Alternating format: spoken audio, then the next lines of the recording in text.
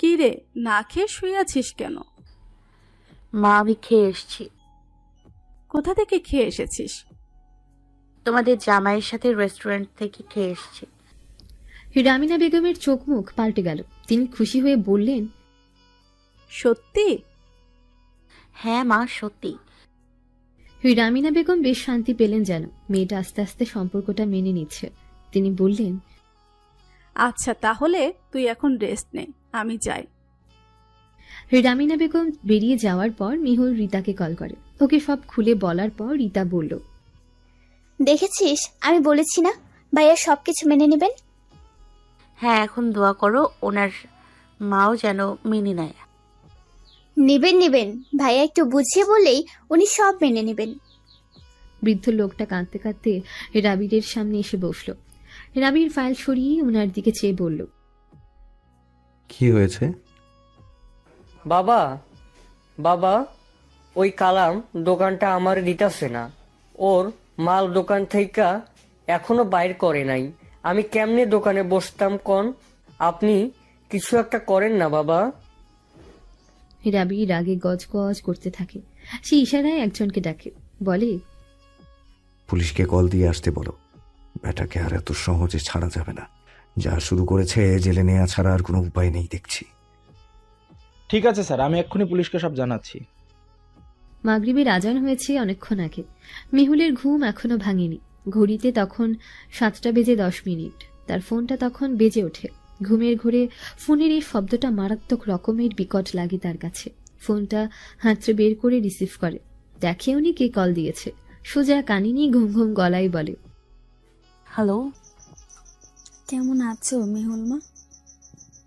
মার সম্বোধন শুনে খানিকটা ভরকে যায় সে। তাকে এমন মা বলে কেবল তার বাবাই ডাকে, কিন্তু এটা তো মহিলার কণ্ঠস্বর। ইনি কে? মেহুল ঘুমের ঘোরেই বলল, কে আপনি? ও মা, চিনতে পারোনি? আমি তোমার শাশুড়ি, রাবিরের মা। মেহুল এক লাফে উঠে বসে। অস্থির হয়ে বলে, আসসালামু আলাইকুম মা। আসলে আপনার নাম্বারটা সেভ ছিল না, তাই চিনতে পারিনি। কিছু মনে করবেন না, আমি আসলে... আচ্ছা আচ্ছা, হয়েছে। তুমি ঘুমাচ্ছিলে, আমি বুঝতে পেরেছি। এত অস্থির হতে হবে না। তা মা, ভালো আছো তো? জি, আমি খুব ভালো আছি। আপনি ভালো আছেন? হ্যাঁ মা, আমিও আলহামদুলিল্লাহ খুব ভালো আছি।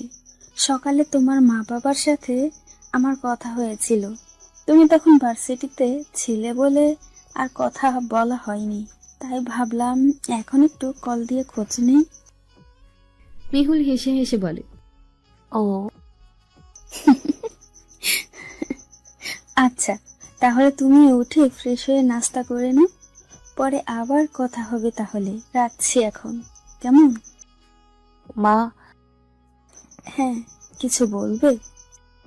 মেহুল ইতস্তত স্বরে বলল, আপনার ছেলের সাথে আপনার কথা হয়েছে? তা কি করে হবে বলো? সেই যে সকালে বেরিয়েছে, এখনো বাসায় ফেরার কোনো নামই নেই। তোমাকেও বুঝি সময় দিতে পারছে না। আসলে বুঝোই তো, এই রাজনীতিতে কত চাপ। সারাক্ষণ একটার পর একটা ঝামেলা লেগেই থাকে। তুমি কিছু মনে করো না, আমি রাবিরকে বলে দিব তোমাকে যেন সময় দেয়, তোমার সাথে কথা বলে।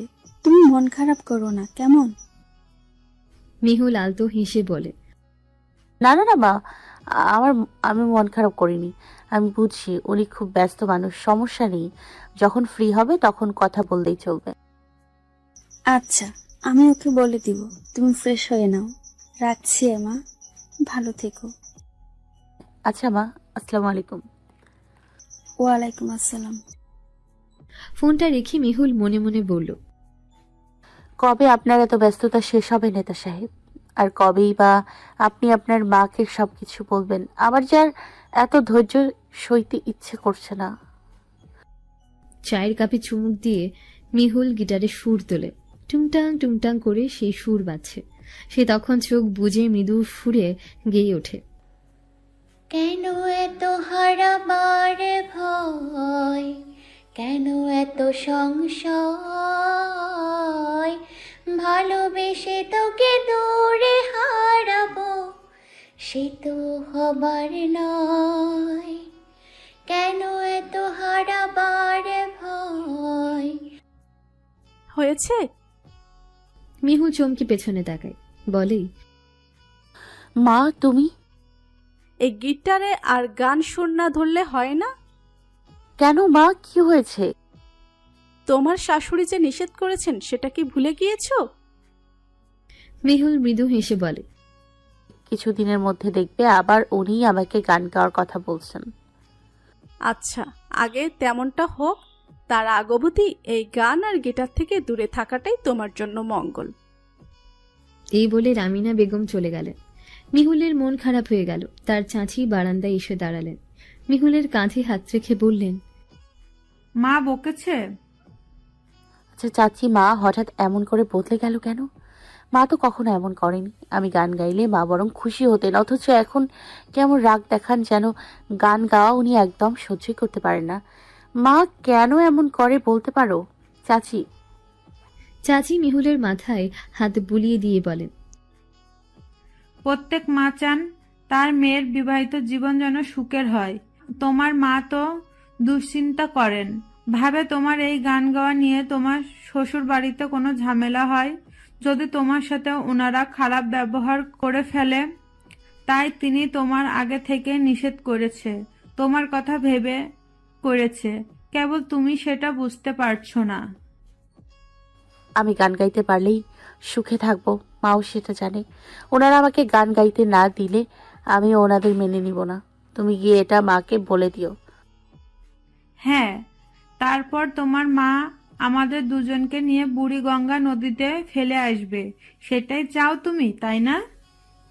চাচির কথা শুনে মিহুল হেসে বলে, সমস্যা নেই, তখন তোমার বিদেশি জামাই তোমাকে এসে বাঁচাবেন, আর আমার নেতা সাহেব আমাকে এসে বাঁচাবেন।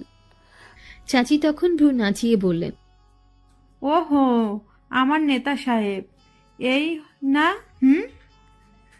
চাচির কথা শুনে মিহুল যেন লজ্জা পেয়ে যায়, মাথা নিচু করে বলে, যাও তো চাচি, আমি এখন মজা করার মুডে নেই। চাচি হেসে বললেন, তা মুড চেঞ্জ করার জন্য আপনার নেতা সাহেবকে ডাকবো নাকি? মিহুল চোখ মুখ কুঁচকে বলে। উফ চাচি। চাচি হেসে সেখান থেকে চলে যান। মিহুল জোরে নিঃশ্বাস ফেলে। অবাক হয় সে। সে কি আজকাল একটু বেশি রাবিরের কথা ভাবছে না? তবে কি সে এত তাড়াতাড়ি রাবিরের উপর ইমপ্রেসড হয়ে গেল? না না, মোটেও এত তাড়াতাড়ি লোকটার উপর ইমপ্রেসড হওয়া যাবে না। লোকটাকে আরো ঘুরোতে হবে, আরো পরীক্ষা করতে হবে। তারপর সব পরীক্ষায় উত্তীর্ণ হওয়ার পরই সে একেবারে ইমপ্রেসড হবে, এর আগে না। খাওয়া দাওয়া শেষ করে মেহুল রুম জুড়ে পায়চারি করছে আর বারবার তার ফোনের দিকে তাকাচ্ছে। রাবির এখনো কেন কল দিচ্ছে না? মায়ের সাথে তার কথা হয়েছে কিনা কে জানে। মেহুলের বেশ অস্থির লাগছে। মা যদি রাজি না হয় সে ভয়ও পাচ্ছে সে। এদিকে রাবিরও কল দিচ্ছে না। সব মিলিয়ে তার এখন পাগল পাগল অবস্থা। অপেক্ষার প্রহর শেষ করে অবশেষে তার কল এলো। সে সঙ্গে সঙ্গে কল রিসিভ করে বলল, এতক্ষণ লাগে একটা কল দিতে? আমি কখন থেকে অপেক্ষা করছিলাম জানেন? রাবির ভীষণ অবাক হয়, বলে, আপনি আমার কলের জন্য অপেক্ষা করছিলেন? আমি তো ভাবতেই পারছি না মেহুল। মোটেও তেমন কিছু না, আমার কেবল চিন্তা হচ্ছিল আপনি মাকে কিছু বলেছেন কিনা। মায়ের সাথে কথা হয়েছে আপনার? না, এই ব্যাপারে কথা হয়নি। আসলে আমার বাসায় ফিরতে ফিরতে রাত হয়ে গিয়েছিল। মায়েরও তখন শোয়ার সময় হয়ে গিয়েছিল, তাই আর বলা হয়নি। তবে মা আমাকে একটা কথা বলেছেন, আমার ওয়াইফের নাকি আমার উপর বেশ অভিযোগ। কথাটা কি সত্যি? মেহুল ভ্রুকুচকে বলল, জি না, আমার কারোর উপর কোনো অভিযোগ নেই। মা কি তবে মিথ্যে বলেছেন? না, ঠিক মিথ্যাও না। মা সন্ধ্যায় কল দিয়েছিলেন, তখন কথার প্রসঙ্গে বলেছিলাম আপনার সাথে আমার কথা হয়নি, তাই হয়তো মা ভেবেছেন আপনি আমাকে সময় দিতে পারছেন না, আর তাতে বোধহয় আমি কষ্ট পাচ্ছি। আচ্ছা, তো আমি সময় দিতে পারছি না বলে আপনার কষ্ট হচ্ছে না? এখন এসব কথা রাখুন, আগে বলুন মাকে সবকিছু কবে বলবেন? সময় এলে ঠিক বলবো। সময়টা কখন আসবে শুনুন, আমার ভার্সিটিতে সামনে একটা প্রোগ্রাম আছে, আমি কিন্তু তখন গান গাইবো। কবে প্রোগ্রাম? সামনের মাসের 15 তারিখ। ঠিক আছে। গান গাইবো? জি। আপনার মা শুনলে রাগ করবেন না? ভার্সিটির প্রোগ্রামে গান গাওয়ার অনুমতি আমি দিয়ে দিয়েছি, চিন্তা করবেন না। আর যদি বাইরে গান গাইতে চাই? সেটা আপাতত হবে না, কেন? কারণ মা এখনো অনুমতি দেননি তাই। সেটার অনুমতি আপনি নিয়ে নেবেন। আপনি বুঝি আপনার ওয়াইফের জন্য এটুকু করতে পারবেন না? মিহুল তাকে পটাতে আহ্লাদ নিয়ে বলে। রাবির মৃদু হাসে, বলে, প্রয়োজন পড়লে আমি আমার ওয়াইফের জন্য জানও দিতে পারবো। থাক থাক, জান দিতে হবে না, শুধু গান গাওয়ার অনুমতি দিলেই চলবে। ঠিক আছে, আমি মায়ের সাথে কথা বলবো। এখন ঘুমিয়ে পড়ুন। আল্লাহ হাফেজ। আচ্ছা, আল্লাহ হাফেজ। মিহুলের এই প্রথম রাবিরের সাথে কথা বলে এত ভালো লাগছে। ইস, লোকটা কত সাপোর্টিভ। রাবির যদি সবসময় এভাবেই তার পাশে থাকে তবে সে সব প্রতিকূলতা অনায়াসে পার করতে পারবে। সকাল 10টা, চলতি গাড়িতে হঠাৎ ব্রেক পড়ল। রাবির ভ্রুকুচকে জিজ্ঞেস করলো, কি হলো? ড্রাইভার হঠাৎ ব্রেক করলো যে? রাবির তার পিয়ের দিকে চেয়ে বলল, যাও তো গিয়ে দেখে এসো এটা কার গাড়ি। পিয়ে গাড়ি থেকে নেমে সামনের গাড়িটার কাছে যেতে সে গাড়ির দরজা খুলে একজন লোক বেরিয়ে এলেন, যাকে দেখে পিয়ের কপালে দুশ্চিন্তার ভাঁজ পড়ল। লোকটা তাকে হেসে বলল, কি ব্যাপার, তোমার স্যার বেরোচ্ছে না কেন? ভয় পাচ্ছে নাকি? পিয়ে শক্ত গলায় বলল, আমার স্যার কাউকে ভয় পান না। তাহলে যাও, গিয়ে তাকে আমার সামনে আসতে বলো।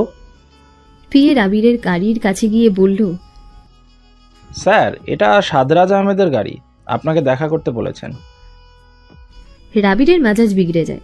রাগে কটমট করে বলে, ও কেন এখানে এসেছে? জানি না স্যার, উনি আপনাকে ডাকছেন। রাবির গাড়ি থেকে নেমে সাদরাজের সামনে গিয়ে দাঁড়ায়। সাদরাজ তাকে দেখে হেসে বলে, আরে রাবির খান, কেমন আছেন?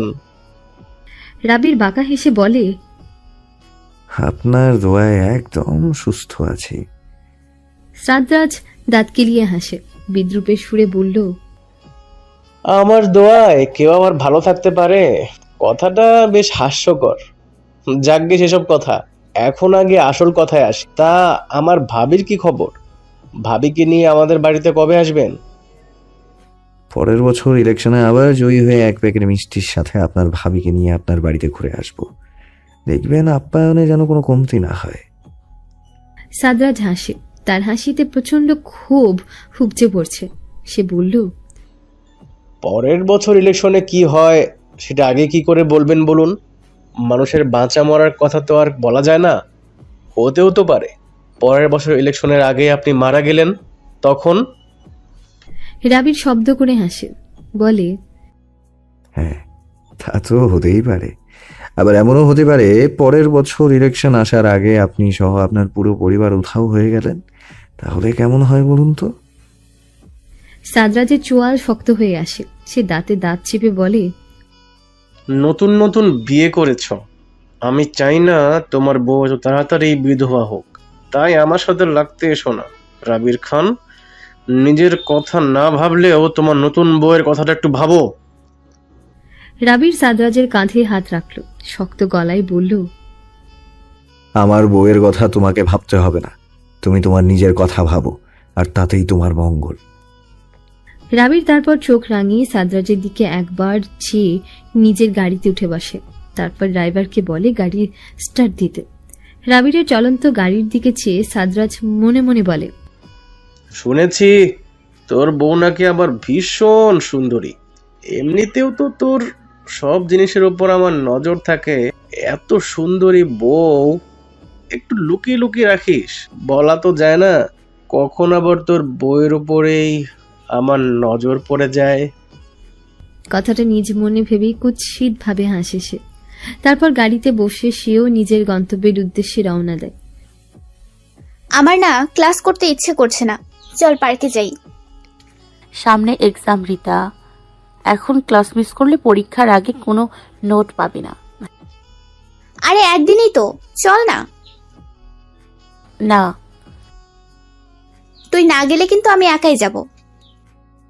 উফ, তোর জ্বালায় আমি বাঁচি না। ঠিক আছে, যা বের হ। রিতা খুশি হয়ে লাফাতে লাফাতে ক্লাসরুম থেকে বের হয়ে যায়। মিহুলও বাধ্য হয়ে তার পেছন পেছন বের হয়। ভার্সিটির গেটের বাইরে যেতেই মিহুল দেখলো রাবিরের গাড়ি। মিহুল এক জায়গায় দাঁড়িয়ে পড়ল। আশেপাশে ভালোভাবে খেয়াল করে দেখলো রাবির আছে কিনা। রিতা তাকে দেখে জিজ্ঞেস করলো, কি হয়েছে, চল। ওই দেখ, নেতা সাহেবের গাড়ি। ভদ্রলোক কি এখানেই আছে? কি জানি। আচ্ছা, আমি এখানে দাঁড়াই, তুই গিয়ে একবার দেখে আয়। রিতা আস্তে আস্তে গাড়ির সামনে গিয়ে দাঁড়ালো। ভেতরে চেয়ে খেয়াল করে দেখলো ড্রাইভারের সিটে একজন লোক বসে আছে, আর কেউ নেই।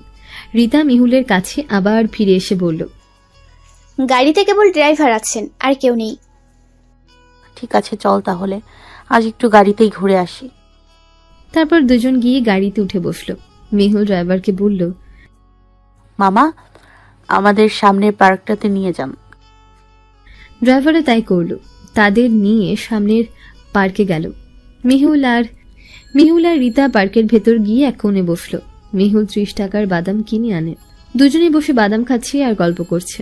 তাদের গল্পের মাঝে একজন লোক এসে তাদের সামনে হাজির হয়। মিহুল আর রিতা দুজনে চমকে যায়। দুজনেই লোকটার দিকে তাকায়। মিহুল জিজ্ঞেস করে, কে আপনি? নিন। লোকটা মিহুলের দিকে একটা হলুদ রঙের কাগজ এগিয়ে দিল। মিহুল চিন্তায় পড়ে গেল, কাগজটা নেবে কি নেবে না। লোকটা কাগজ হাতে নিয়ে দাঁড়িয়ে আছে। মিহুল কাগজটা হাতে নেয়। পুনরায় প্রশ্ন করার আগেই লোকটা দ্রুত পায়ে সেখান থেকে চলে যায়। রিতা অবাক হয়ে বলে, কি আছে কাগজে, খুলে দেখ তো। মিহুল দ্বিধা মন নিয়ে কাগজটা খুলল। দেখলো তাতে কিছু লেখা। মিহুল পড়ল সেটা। লেখা ছিল, মিহুল লেখাটা পড়ে আরো দ্বিধায় পড়ে যায়। এটা কে দিল? লোকটা তো হাওয়া হয়ে গিয়েছে। সে এখন বুঝবে কি করে এটা কে দিয়েছে? রিতা বলে, আমার মনে হয় এটা ভাইয়া দিয়েছেন। কিন্তু উনি এখানে কি করে আসবেন? আরে বাবা, উনি আসতে পারবেন না তো কি হয়েছে? ওনার ড্রাইভার আছেন না, হয়তো ওনার মাধ্যমে এটা পাঠিয়েছেন। ওনার কি আর কোনো কাজ কাম নেই? কি সব টিনেজদের মতো কার্যকলাপ করছেন? রিতা হেসে বলল, ধুর, তুই তো দেখছি প্রেমও বুঝিস না। ভাইয়া তোর সাথে প্রেম করার চেষ্টা করছেন, তুই বুঝছিস না কেন গাধি? উফ, এত সহজেই? আমার মন পা এত সহজ না। এসব চিরকুটে প্রেম দেখিয়ে কোনো লাভ নেই। আবার প্রেম পেতে হলে আরো অনেক খাটতে হবে। হ্যাঁ, দেখবি ভাইয়া সব করতে পারবে। তা তো সময় এলেই দেখা যাবে। দুপুরের খাবার খেয়ে সবেই রুমে এসে বসে মিহুল কিছু একটা চিন্তা করে আবার উঠে গিয়ে ব্যাগ থেকে সেই চিরকুটটা বের করে। সে আবার পড়ে সেটা। লোকটা হুট করে এই কথা কেন লিখলো? এমন তো নয় মিহুলকে তিনি প্রথম সচক্ষে দেখেছেন। তার সাথে তো তার দেখার আগেই হয়েছে। আজ তবে এত প্রেম কোথা থেকে এলো উনার? মিহুল ভেবে উত্তর না পেয়ে রাবিরকে কল দেয়। রাবির কল রিসিভ না করে কেটে দেয়। মিহুল বুঝতে পারে সে যে এখন ব্যস্ত আছে, তাই আর কল দেয় না। চিরকুটটা ব্যাগে রেখে এসে চুপচাপ বিছানায় শুয়ে পড়ে। সন্ধ্যায় চাচির জোরে জোরে ডাকে ঘুম ভাঙে মিহুলের। মিহুল ঘুমের মাঝে ধরফড়িয়ে উঠে বসে। তার চাচি হাঁপাচ্ছেন। ওনাকে দেখে মনে হচ্ছে যেন সাংঘাতিক কিছু হয়ে গিয়েছে।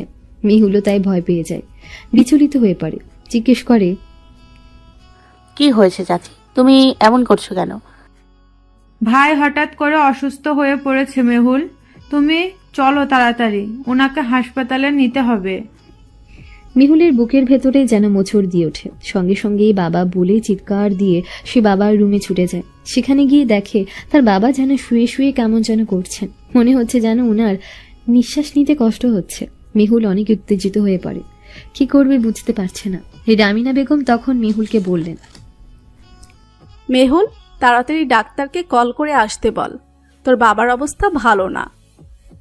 মিহুল কাঁপতে থাকে। সে ভীত স্বরে বলে, মা বাবার কিছু হবে না, আমি ডাক্তারকে কল দিচ্ছি, এক্ষুনি সব ঠিক হয়ে যাবে।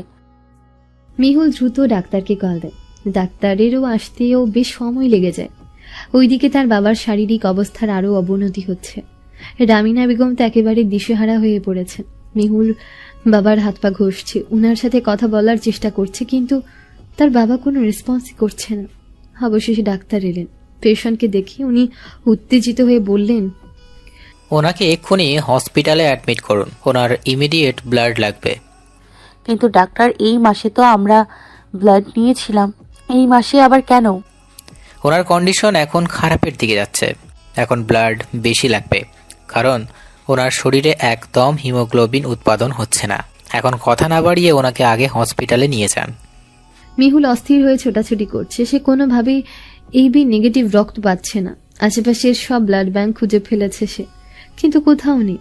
এইদিকে তার পরিচিত কোন আত্মীয় স্বজনেরও এই রক্তের গ্রুপ নেই। প্রতি মাসে খুব কষ্ট করে এক ব্যাগ রক্ত তাকে জোগাড় করতে হয়, আগে থেকে খুঁজে বের করে রাখে। তবে আজ হুট করেই রক্তের প্রয়োজন হওয়াতে সে যেন একেবারে দিশেহারা হয়ে পড়েছে। কোথায় পাবে এত রক্ত? ওইদিকে হাসপাতালে রামিনা বেগম চেঁচামেচি করে অস্থির করে ফেলেছেন সবকিছু। তার স্বামী রক্তের অভাবে তার চোখের সামনে মারা যাচ্ছেন, আর তিনি কিছুই করতে পারছেন না। এর চেয়ে ভয়ানক কষ্ট আর কি হতে পারে? চারদিক কোথাও রক্ত না পেয়ে মেহুল রাস্তার এক কোণে বসে কাঁদতে আরম্ভ করে। মনে হচ্ছে ক্ষণে ক্ষণে বাবাকে যেন হারিয়ে ফেলছে সে। কি করবে, কোথায় রক্ত পাবে কিছুই বুঝতে পারছে না। হাতে আর বেশি সময়ও নেই। তার বাবা হসপিটালে পড়ে পড়ে কষ্ট পাচ্ছেন, আর সে মেয়ে হয়ে কিচ্ছু করতে পারছে না। মেহুল মাথায় দু হাত দিয়ে বসে থাকে। কি করবে ভাবতে ভাবতে মনে পড়ে তার আবিরের কথা। ওনাকে বললে তো উনিও সাহায্য করতে পারবেন। মেহুল রাবিরকে কল দেওয়ার জন্য ফোনটা হাতে নিতে সেখানে একজন লোক এসে উপস্থিত হয়ে মেহুল লোকটার দিকে তাকিয়ে বলল, কে আপনি? আমার পরিচয় জানাটা বেশি গুরুত্বপূর্ণ না, গুরুত্বপূর্ণ হলো আপনি এইভাবে রাস্তার মাঝে বসে আছেন কেন, সেটার কারণ জানা। একটা অ্যাক্সিডেন্ট হলে তো আর পাত্তাও পাওয়া যাবে না আপনার। মেহুল তখন কেঁদে ফেলে, বলে, মেয়ে হয়ে বাবার মৃত্যু দেখার আগে নিজের মরে যাওয়াই ভালো। লোকটা বলল, কোনো সমস্যায় পড়েছেন? চাইলে আমাকে বলতে পারেন। এমনও তো হতে পারে আমার দ্বারা আপনি আপনার সমস্যা থেকে বেরিয়ে আসতে পারলেন। মেহুল তখন চোখ মুছে উঠে দাঁড়ায়, ভেজা গলায় বলে, আমার বাবা খুব অসুস্থ, ওনার ইমিডিয়েট এবি নেগেটিভ রক্ত লাগবে, কিন্তু আমি সেটা কোথাও পাচ্ছি। আপনার পরিচিত এমন কেউ আছে কি যার রক্তের গ্রুপ এবি নেগেটিভ? লোকটা মৃদু হাসে, বলে, দেখেছেন, সাহায্য করার জন্য আল্লাহ কাউকে না কাউকে ঠিক পাঠিয়েই দেন। আমার রক্তের গ্রুপই এবি নেগেটিভ। আপনি চাইলে আমি আপনার বাবাকে রক্ত দিতে পারি। মেহুল এবার শ্বাস নেয়। এতক্ষণ মনে হচ্ছিল সে নিজেই হয়তো মারা যাচ্ছে। সে বলে, হ্যাঁ হ্যাঁ, প্লিজ আপনি রক্ত দিয়ে আমার বাবাকে বাঁচান। আমি চিরঋণী হয়ে থাকবো আপনার কাছে। ঠিক আছে, চলুন। মেহুল সেই লোকটাকে নিয়ে হসপিটালে গেল। সেখানে গিয়ে সে দ্রুত ডাক্তারের সাথে কথা বলে সব ব্যবস্থা করতে লাগলো। রামিনা বেগম এবার কিছুটা শান্ত হয়েছেন। মনে হচ্ছে আল্লাহ তার ডাক শুনেছেন। সাহায্য হিসেবে এই লোকটাকে পাঠিয়ে দিয়েছেন। ডাক্তার সব টেস্ট করে লোকটার কাছ থেকে রক্ত নিলেন। মেহুল তার পাশেই দাঁড়িয়ে থাকে। রক্ত নেওয়া শেষ হওয়ার পর মেহুল বলল, আপনি আমার অনেক বড় উপকার করেছেন, আমি আপনার এই উপকারের কথা কখনোই ভুলবো না। লোকটা শার্টের হাতা ঠিক করতে করতে বলল হেসে, আজ যেমন আমি আপনার উপকার করলাম, একদিন আপনিও আমার একটা উপকার করে সবটা শোধ বোধ করে ফেলবেন, তাহলেই হবে। মেহুল মৃদু হাসে, বলে, যদি সুযোগ পাই তবে অবশ্যই করব। লোকটা তারপর তার পকেট থেকে একটা কার্ড বের করে মেহুলের দিকে এগিয়ে দিয়ে বলল, এটা আমার কার্ড, এখানে আমার ফোন নম্বর দেওয়া আছে। আপনার বাবার যা সমস্যা শুনেছি, ওনার তো প্রতি মাসেই রক্ত লাগে। আপনি চাইলে আমার থেকে রক্ত নিতে পারেন, আমার কোনো অসুবিধা নেই। যখনই প্রয়োজন পড়বে কল দিবেন, চলে আসব। মেহুল বুঝতে পারছে না ঠিক কিভাবে লোকটাকে শুক্রিয়া জানাবে। আজকাল এত ভালো মানুষ হয় নাকি? সে বলল, আপনি ভালো মানুষ বলেই সাহায্যের হাত বাড়িয়ে দিয়েছেন, অন্য কেউ তো এতটুকু করে না। এক ব্যাগ রক্ত দেওয়ার কথা বললে এমনভাবে রিয়েক্ট করে যেন ওনার পুরো শরীরের রক্ত দিয়ে দিতে বলেছি। কিন্তু আপনি আসলেই খুব ভালো মানুষ, আমি অবশ্যই প্রয়োজনে আপনার কথা স্মরণ করব। ঠিক আছে, এখন আসি তাহলে। আপনার বাবার জ্ঞান ফিরলেও আমাকে ছোট্ট করে একটা টেক্সট দিয়ে জানিয়ে দিয়েন, তাহলে খুব খুশি হব। জি অবশ্যই। লোকটা চলে গেল। মেহুল কার্ডটা হাতে নিয়ে তার মায়ের কাছে গিয়ে বসল। রামিনা বেগম বললেন, ওই লোকটা ফ্রেস্তার মতো এসে আমাদের সাহায্য করে গিয়েছেন। নয়তো আজকে যে আমাদের কি হতো। হ্যাঁ মা, আমিও তাই ভাবছি। মানুষটা আসলেই খুব ভালো। দেখো, আবার কার্ডও দিয়ে দিয়েছেন। বলেছেন আবার রক্তের প্রয়োজন হলে ওনাকে যেন কল করে জানায়। ও মা, তাই? নাম কি ওনার? নাম? দাঁড়াও, কার্ড দেখে বলছি। মিহুল কার্ডটা চোখের সামনে ধরে নামটা পড়ে মায়ের দিকে চেয়ে বলে, ওনার নাম সাদরাজ আহমেদ। কার্ডে এটাই দেয়া। ও, সাদরাজ, সুন্দর নাম। মিহুল বলল, হ্যাঁ, তবে নামের সাথে সাথে মনটাও ওনার বেশ সুন্দর। মিহুলের বাবার জ্ঞান এখনো ফেরেনি, তবে ওনাকে এখন কেবিনে দেওয়া হয়েছে। ডাক্তার বলেছেন আশঙ্কা মুক্ত। রামিনা বেগম তার স্বামীর পাশেই বসে আছেন। দুশ্চিন্তার ছাপ যেন ওনার চোখে মুখে এখনো রয়ে গিয়েছে। উনি দু চোখ মেলে না তাকানো পর্যন্ত উনি যেন শান্তি পাচ্ছেন না। এতক্ষণ মেহুলও কেবিনেই ছিল। বড্ড ক্লান্ত লাগছে তার, তাই সবার জন্য কফি নেওয়ার জন্য ক্যান্টিনের দিকে যায়। নিচতলায় ক্যান্টিন। একটা প্লেটে 3টা কফি নিয়ে লিফটের কাছে আসতে রাবিরকে দেখে সে রিসেপশনে দাঁড়িয়ে কথা বলছে। মেহুল ভাবছে তাকে ডাকবে কি ডাকবে না।